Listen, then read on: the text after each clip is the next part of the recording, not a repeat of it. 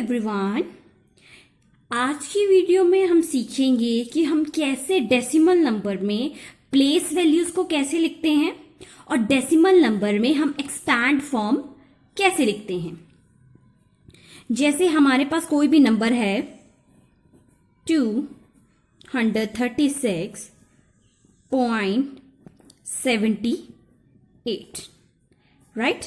क्या है हमारे पास नंबर 236.78।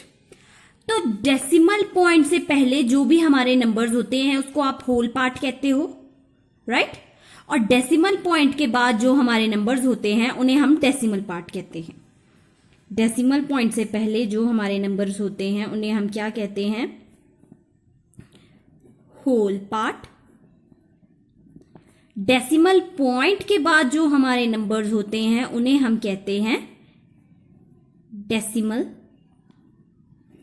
Part, right. अब हमें डेसिमल पॉइंट से पहले जो हमारे नंबर्स होते हैं उनकी प्लेस वैल्यू कैसे लिखते हैं, जैसे हम नंबर्स की प्लेस वैल्यू लिखते हैं।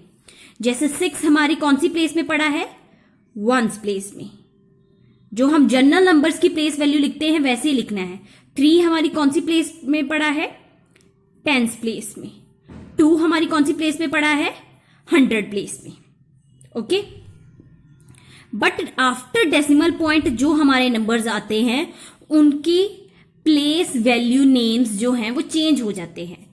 पॉइंट के बाद जो सबसे पहला नंबर आता है, जैसे क्या नंबर आया है 7, हम इन्हें कहेंगे ये कौन सी प्लेस में पड़ा है? 10 लिखे, 10th प्लेस, 10th प्लेस। उसके बाद कोई नंबर आएगा तो उस नंबर को हम कहेंगे 100th प्लेस, राइट। तो हम कैसे काम करेंगे? इसी तरह हमने काम करना है। तो सबसे पहला काम हमारा क्या है कि अगर हमें कोई एक्सपैंड फॉर्म लिखने को कहा जाए तो हम एक्सपैंड फॉर्म कैसे लिखेंगे?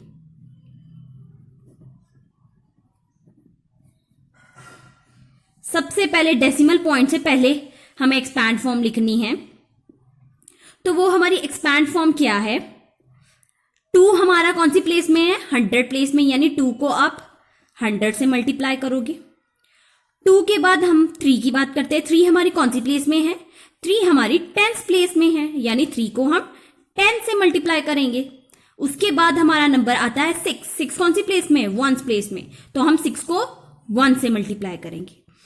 प्लस अब डेसिमल पॉइंट के बाद वाले टर्म्स की बात करनी है। 7 हमारी कौन सी प्लेस में है? 10th। 7 को आप मल्टीप्लाई करोगे। अब 10 है, 10 का मतलब आपको 10 तो लिखना है, लेकिन आपको 10 डिनोमिनेटर में लिखना है। मतलब 7 को आप मल्टीप्लाई करोगे, 1 न्यूमिनेटर में आएगा और डिनोमिनेटर में आएगा 10। प्लस 8 हमारी कौन सी प्लेस में है? 100th मतलब 8 को आप मल्टीप्लाई करोगे 1/100, राइट। अगर 8 के बाद हमारा कोई भी नंबर होता, मान लो 8 के बाद हमारा नंबर आता है 9, तो 9 हमारी कौन सी प्लेस में होगा? 100th के बाद हम कौन सी प्लेस की बात करते हैं? thousands। तो 9 को हम लिखेंगे 9 मल्टीप्लाई 1 हम न्यूमिनेटर में लिखेंगे और डिनोमिनेटर में हम लिखेंगे 1000। 1 हम न्यूमिनेटर में लिखेंगे और डिनोमिनेटर में लिखेंगे 1000, राइट। तो एक्सपैंड फॉर्म क्या होगी? 200 plus 3 into 10 is 30 plus 6 plus 7 को 1 से मल्टीप्लाई किया, 7 डिनोमिनेटर में आपका आएगा 10 प्लस 8 को 1 से मल्टीप्लाई किया, 8 डिनोमिनेटर में आएगा 100 प्लस 9 को 1 से मल्टीप्लाई किया, 9 डिनोमिनेटर में आ गया 1000, राइट। 200 को एज इट इज लिख दीजिए। 30 प्लस 6, इतना काम तो वही काम है जो हमने प्रीवियस करते आए हैं। अब 7/10 में हम डेसिमल पॉइंट लगाएंगे। तो 10 में 1 0 है तो हम 1st प्लेस में पहली डिजिट को छोड़कर डेसिमल पॉइंट लगा देंगे। और आगे अगर कोई नंबर नहीं तो अपनी तरफ से आप 0 लगा दोगे। नीचे 2 जीरोस हैं, हमें 2 डिजिट छोड़कर डेसिमल पॉइंट लगाना है। 8 लिखा, ये तो हमारी एक डिजिट है। अगर 8 के अलावा कोई और डिजिट नहीं है तो अपनी तरफ से एक 0 लगाओ।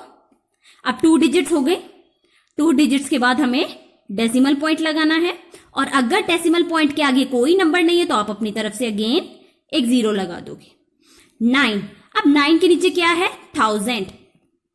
9 तो हमारा 9 के नीचे है हमारा 1000, यानी 3 जीरोस हैं, तो हमें 3 डिजिट छोड़कर डेसिमल पॉइंट लगाना है। 9 हमारी फर्स्ट डिजिट है, एक डिजिट छोड़ी तो ये हमारी 2 डिजिट्स हो गई। अगर अब मैं 3 डिजिट्स देखूं तो हमारे पास आ गई हैं 1 2 3।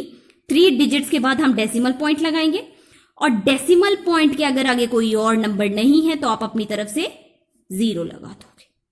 तो यही काम करना है। एक्सपैंड फॉर्म हम इस तरह लिखेंगे, ओके। और हर एक डिजिट की प्लेस वैल्यू हमें पता है। 7 कौन सी प्लेस में पड़ा है? 7 हमारी 7 10th प्लेस में पड़ा है, राइट। 8 हमारी कौन सी प्लेस में पड़ा है? 8 के बाद हंड्रेड्स। तो इसी तरह हमें एक्सपैंड फॉर्म और प्लेस वैल्यू हम लिख सकते हैं।